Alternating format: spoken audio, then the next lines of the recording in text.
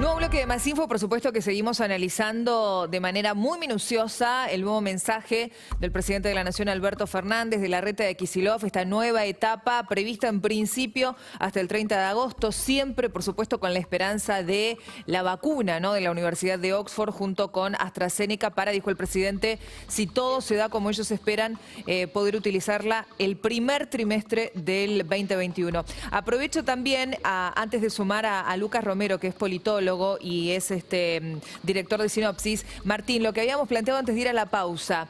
Muchas localidades puntuales de algunas provincias, dijo el presidente, en donde los casos están prácticamente ya haciendo un desborde interesante, vuelven a fase 1. ¿Esto qué significa? Bueno, que vuelven a una restricción similar a la que está viviendo hoy el área metropolitana de Buenos Aires.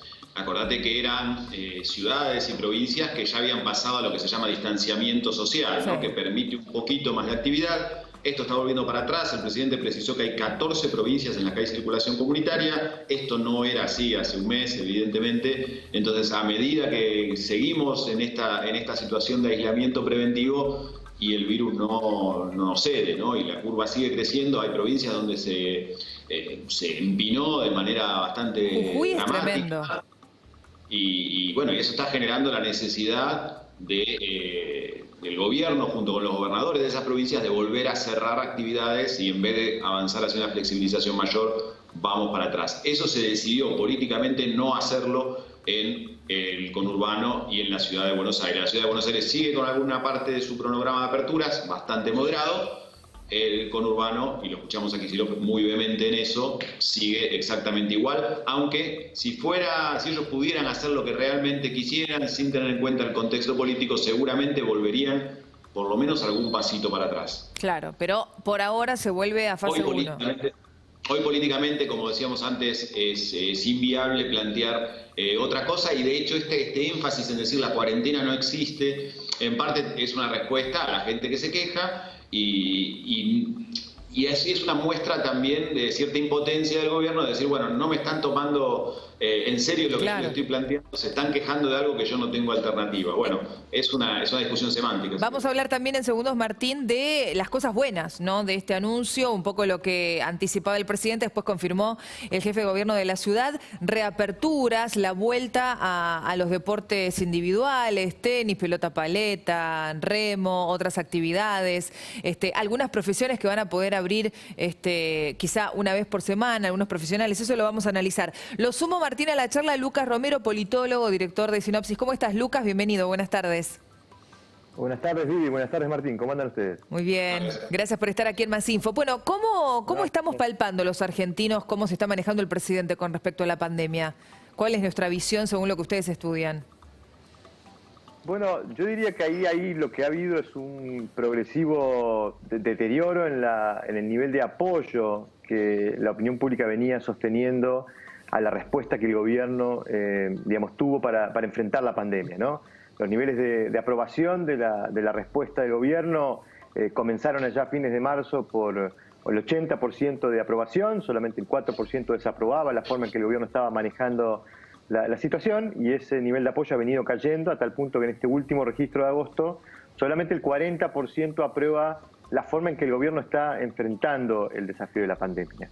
Eso que están mostrando ustedes allí es la evaluación del desempeño del gobierno, que también ha venido cayendo desde el pico al que registramos en abril. En este caso, el 42,1% aprueba el desempeño en general del gobierno, el 44,3% lo valora negativamente, y allí aparece quizás una novedad de este último estudio, que es por primera vez un diferencial negativo en la evaluación del desempeño del gobierno, pero en términos generales, ¿no? Más allá de la pandemia, digo. Sí, esa es la evaluación en términos generales. En términos de la respuesta específica del gobierno frente a la pandemia, allí también el gobierno ha venido, cayendo, viendo caer los niveles de apoyo, y creo que un poco marca esto que señalaba Martín, ¿no? Martín hablaba de impotencia. Yo creo que en algún punto la cuarentena era un recurso no renovable, es decir, había que consumirlo con cierta responsabilidad, porque es un recurso que no es consumible o sostenible, si se quiere, indefinidamente en el tiempo.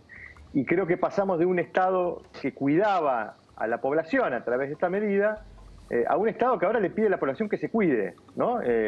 pasamos de un Estado que te cuida a cuídense, y creo que tiene que ver con los niveles de agotamiento que ha tenido la medida en la sociedad, ¿no? Cuando uno le pregunta a la gente, y es lo que hicimos en este último estudio, si usted fuera el presidente, ¿qué haría con la cuarentena? Esa pregunta es interesante, mira, la vamos a poner en pantalla, claro. Si cada uno de nosotros tuviera el poder de Alberto Fernández, ¿qué haríamos? ¿Qué decidiríamos? ¿Y qué contestaron los encuestados? Bueno, el 58,5% señala o que se haga más flexible la cuarentena, o incluso algún porcentaje, el 25,5%, como bien se ve allí en placa, directamente la levantaría. Es decir, la predisposición de la gente a sostener esta medida ha venido cayendo, y creo que esto es lo que explica esto que decía, ¿no? ¿Por qué el gobierno pasa de yo los voy a cuidar a cuídense, ¿no? Me sorprende ese dato. La responsabilidad a la gente. Mirá, Lucas, el 26,2 dice la haría más rígida. Digo, hay un porcentaje mayor de la población que hasta pediría una cuarentena mucho más rígida con respecto al 12% que dice la mantendría igual. Sí, hay un porcentaje, se ha venido manteniendo relativamente estable, un porcentaje, en este caso 26%, pero oscila en el cuarto de respuestas que sostienen, digamos, o reclaman medidas más rígidas. La particularidad de ese grupo es que allí tenemos una incidencia bien importante de votantes del Frente de Todos, es decir, votantes de Alberto Fernández que quizás se alinean un poco a lo que es el discurso del gobierno, que ha sido en todo momento priorizar las medidas sanitarias, ¿no? Por sobre otras dimensiones como la económica, ¿no? Lógico. Ahora, Martín, viendo estos gráficos, ¿no? ¿Vos creés que el gobierno hace una lectura minuciosa de esto? Bueno, a ver, ¿qué le pasa a la gente con la cuarentena, con la ampliación, con la restricción, la flexibilización? Hoy el presidente dijo en un momento, no es que nos enamoramos de la cuarentena, pero no tenemos otra opción, algo que viene repitiendo la mayoría de sus mensajes. Nadie hasta el momento me vino a traer una opción mejor para transitar la vida con la pandemia. ¿El gobierno lee esto? Sí, por supuesto que lo lee, y hay una respuesta a esos sectores que lo critican, a esos sectores que están perdiendo la fe, si querés, en la gestión del gobierno, a la oposición.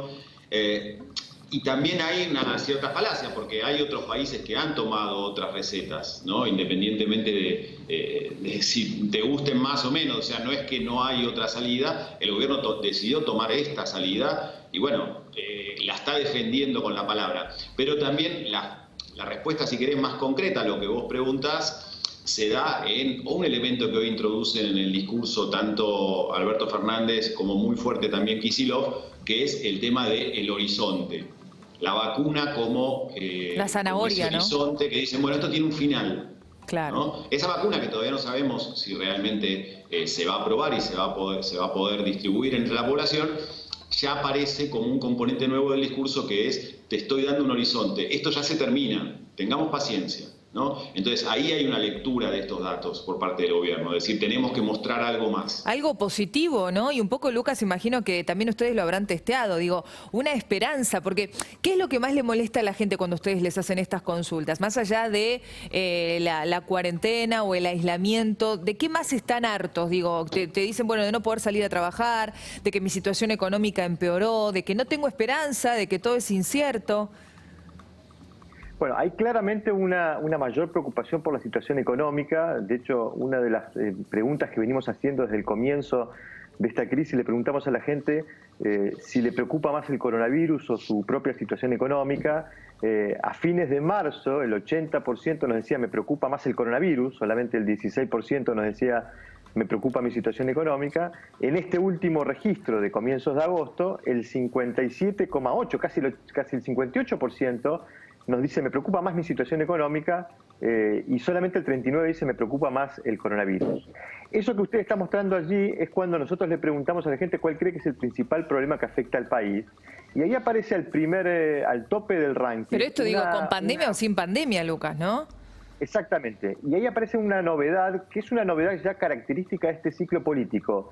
La preocupación por la corrupción ha pegado un salto en promedio desde el comienzo de este año, superior a los 5 o 6 puntos porcentuales, y la han ubicado en esos niveles que estamos viendo ahora.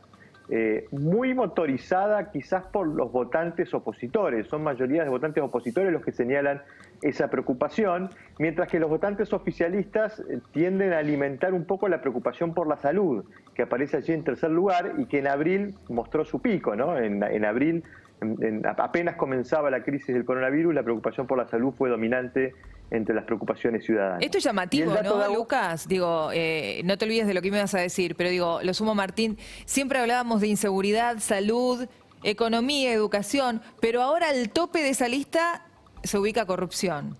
Sí, entiendo que también tiene que ver con que se dividen las otras, ¿no? Que quizás antes eran más fuertes, ahora se dividen entre varias, ¿no? Pero aún así es interesante el dato de que la corrupción aparezca firme todavía ahí, ¿no? Exactamente. De hecho, por ejemplo, hemos visto una caída de la preocupación por el desempleo en este registro de agosto porque vimos un incremento muy significativo de la preocupación por la inseguridad, que creció más de 10 puntos porcentuales en un mes y la ubican, como ustedes la veían allí, en el segundo lugar del ranking. Efectivamente, este es un ranking en donde solamente se señala la principal preocupación y esto produce un juego de trade-off entre las diferentes preocupaciones, ¿no? Pero claramente la preocupación por la corrupción está caracterizando las preocupaciones ciudadanas en este 2020 y mencionaría el dato de la inseguridad como un dato que emergió en este último mes con mucha fuerza, ¿no? Lucas y Martina, los dos, muchísimas gracias y buenas tardes. Gracias. Buenas tardes. Gracias, que esté muy bien, buen fin de semana. Hacemos la pausa muy breve. Al regreso, ya prácticamente vamos a comenzar con nuestro Más Info habitual. Es viernes, el tiempo acompaña.